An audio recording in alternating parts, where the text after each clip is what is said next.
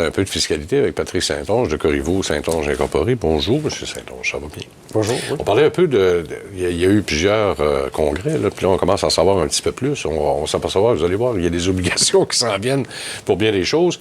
Parlons d'abord de la déduction pour petites entreprises au budget du Québec. Qu'est-ce qu'il y en est exactement, là?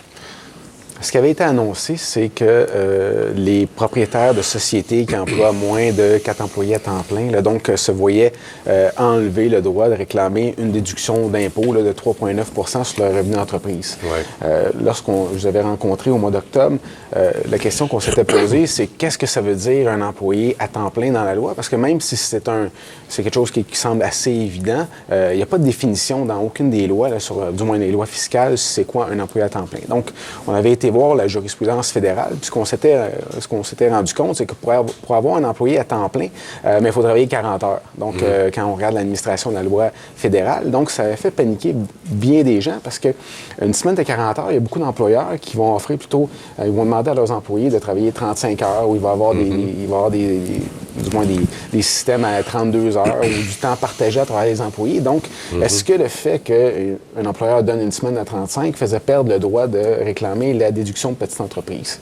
Ce que Revenu Québec est venu nous dire durant le congrès de l'Association de planification fiscale et financière qui se tenait au mois d'octobre, c'est qu'il acceptait toutes les interprétations fédérales et de deux, sont venus nous dire, on voit un certain assouplissement du côté de qu'est-ce qu'une semaine d'un employé à temps plein. Ils sont plutôt venus nous dire qu'ils étaient prêts à accepter que si un employé travaille la semaine normale exigée par l'employé sur une base continue, cet employé-là se qualifierait comme employé à temps plein. Là. Donc, un 35 heures semaine exigé par un employeur, avec les commentaires qu'on a reçus, ça permettrait de qualifier l'employé puis d'aller chercher potentiellement la DPE par la suite.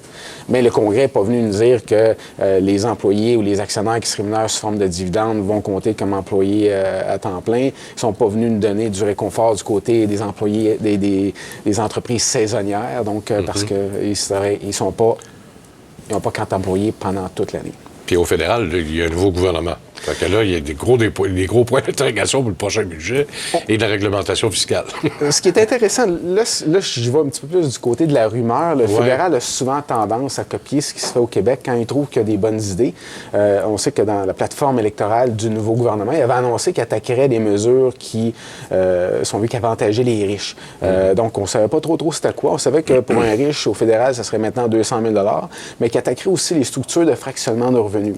Là, la rumeur qui commence à percer, c'est que les entreprises, notamment de professionnels, perdraient le droit à la DPE. Donc, ça ressemble beaucoup à ce qu'on a au Québec. Là. Donc, on n'a pas vu le nombre d'employés, là, mais on sent que le one-man show, celui qui bénéficiait de la DPE, là, du moins de la déduction de petite entreprise au fédéral, la rumeur veut que ce soit ça qui serait visé et les stratégies de fractionnement. Mais je trouvais le parallèle intéressant parce que ça a commencé à sortir, cette rumeur-là, la semaine passée, là, que la DPE serait perdue pour parce qu'il y a eu beaucoup d'interprétations pendant la campagne électorale, particulièrement sur le fractionnement de revenus, qui existe déjà d'ailleurs pour les particuliers là, et pour les familles, entre guillemets, là, parce que ça existait pour les enfants d'une façon déguisée, je trouvais. Là. Oui. C'était complexe comme fractionnement de revenus, mais le fractionnement de revenus pour les personnes retraitées existe toujours au fédéral pour les personnes de 65 ans et moins. Est-ce qu'on va s'attaquer à celle-là? C'est peut-être plus ça là, que les gens...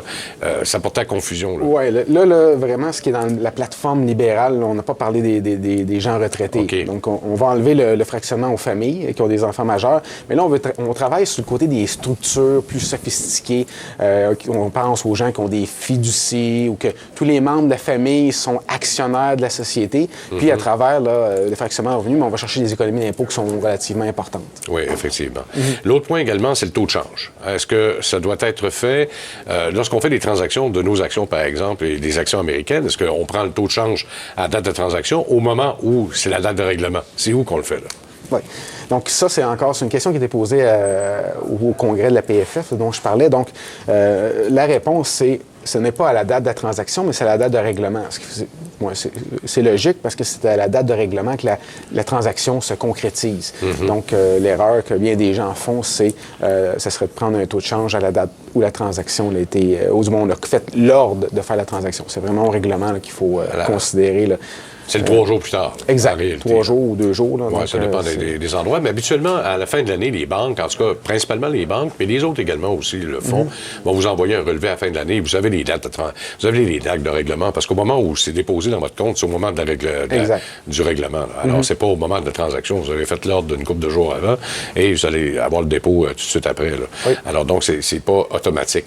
Et peut-être un rappel de règle, là, on prend pas la moyenne annuelle habituellement, là, même s'il y a 150 transactions durant l'année, malgré que là, on pourrait peut-être se retrouver avec un revenu d'entreprise plus que d'autres choses. Là. Quoi qu'il en soit, on ne peut pas prendre la moyenne annuelle, en tout cas, à ce que je sache. Non, c'est le taux à midi, la journée de votre transaction.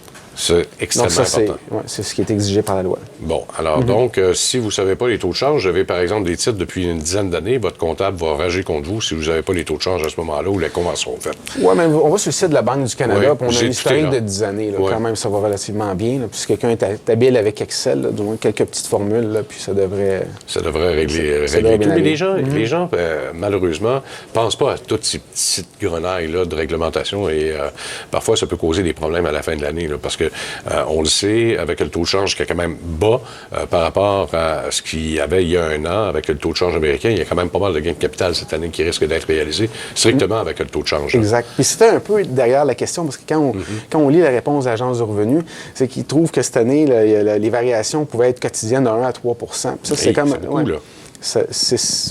On sent que la question est partie de ces variations. Je veux prendre la dernière minute et demie qui nous reste là, pour parler d'un nouveau phénomène. Puis là, ça va peut-être créer un petit peu de remous, en tout cas dans le monde immobilier.